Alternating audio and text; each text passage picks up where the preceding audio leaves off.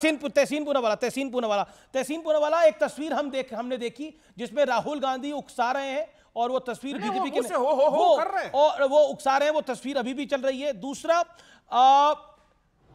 प्रधानमंत्री ने बोला कि 500 में से 99 सीटें आई हैं, 100 में से 99 नहीं आई हैं, और ये तस्वीर दिख रही है जिसमें राहुल गांधी कह रहे हैं कि खड़े होइए, दयानिधि मारन पीछे हैं। अमीश जी आपकी शो में शिरकत करने का मौका मिला, इसलिए शुक्रगुजार हूं। 2 या 3 चीज ठीक, दोनों साइड यानी कि कांग्रेस जिसका मैं समर्थक हूं और भाजपा की साइड, दोनों विपक्ष और सरकार में एक बड़ा फासला आ गया, एक बड़ा ब्रिज डिवाइड आ गया। लेकिन डिवाइड की शुरुआत कहां से हुई अमीश जी? आप पार्लियामेंट को लगातार कवर करते, एक बहुत वरिष्ठ पत्रकार है।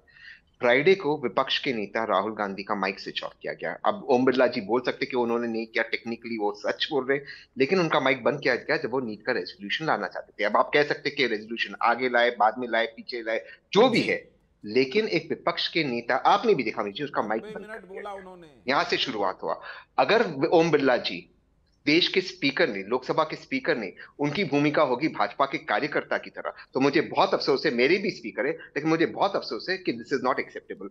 आप भाजपा के यहाँ पे जो प्रवक्ता है बहुत सारी बातें कर रहे थे, मैं आईबीएन के वेबसाइट से पढ़ रहा हूँ 2013 की, मनमोहन सिंह जी को कोट करते हुए, अंग्रेजी में उसका हिंदी में अनुवाद करता हूँ। सुषमा जी को कहते हैं कि कहीं किसी देश में देखा है, मनमोहन सिंह जी आप भी अमित जी कवर करते, सुषमा जी को कह रहे कि प्रधानमंत्री बोलने की कोशिश कर रहा है, विपक्ष उनको बोलने नहीं दे रहा, चोर चोर करते बुला रहा है, चोर चोर करते प्रधानमंत्री मनमोहन सिंह जी को। 6 मार्च 2013 का आपका आईबीएन के वेबसाइट पे आप चेक कर लेना, मैं आपको व्हाट्सएप कर दूंगा। ये प्रधानमंत्री मनमोहन सिंह जी का स्पीच, आपको तो याद होगा अमित जी, चोर चोर करते बुलाया गया था, प्रधानमंत्री को बोलने नहीं दिया था, 40 मिनट तक प्रधानमंत्री को रोका गया था प्रेसिडेंशियल एड्रेस के बाद। क्यों? तब भाजपा करे तो चमत्कार, हम करे तो गुनेगार, ये करे तो ठीक, कोई और करे तो नॉट ठीक है, ऐसे तो नहीं चलेगा। आते हैं कि समाधान क्या है। समाधान यह है कि नीट पर चर्चा चाहते थे।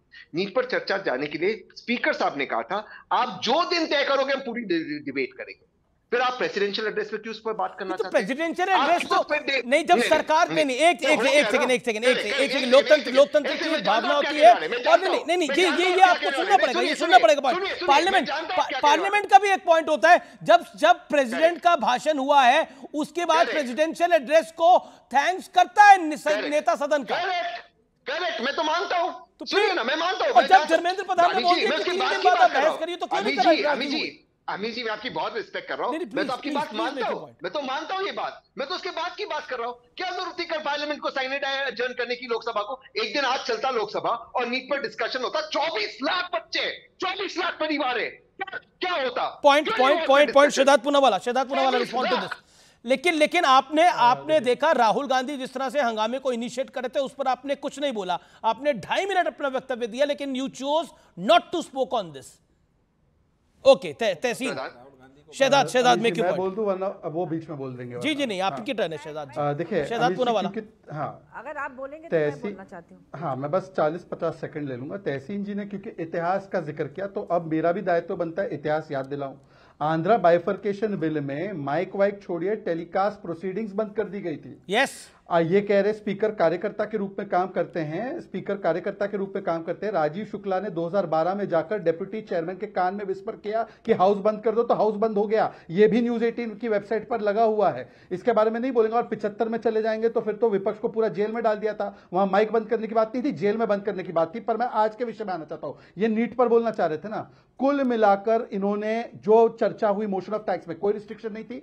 कितनी देर नीट पर बोला? यहां पर तो प्रधानमंत्री जवाब दे रहे थे, नॉट जस्ट एजुकेशन मिनिस्टर, यहां प्रधानमंत्री जवाब देते। आपने नीट पर कितनी चर्चा? वैसे ही मणिपुर पे भी आपको याद होगा, नो कॉन्फिडेंस मोशन लाए मणिपुर पर मणिपुर छोड़कर सब चीज बोले, प्रधानमंत्री जवाब देने गए तो भाग गए। और आखिरी बात देखिए, क्योंकि मैं पहले सेगमेंट में एड्रेस करना चाहता था, महुआ माझी जी ने एक बात रखी कि महुआ माझी जी ने कहा कि वो तो केवल अपना एक तथ्य करेक्ट करवाना चाहते थे आरएसएस को लेकर या कॉन्स्टिट्यूशन को लेकर, और आपने बोलने का मौका नहीं दिया। मान्यवर, ऐसा है कि 12 बार झूठ बोला राहुल गांधी ने। राहुल गांधी के झूठ को हम लोगों ने बॉयकॉट करके हम वॉकआउट नहीं करने गए थे।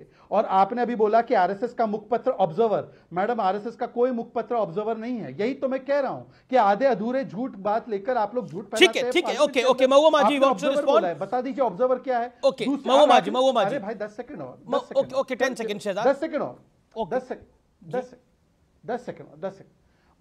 अमीश जी, आपने तो गीता पढ़ी है शायद, आप तो एक प्रैक्टिसिंग हिंदू है, सनातनी है, वेरी प्राउड सनातनी।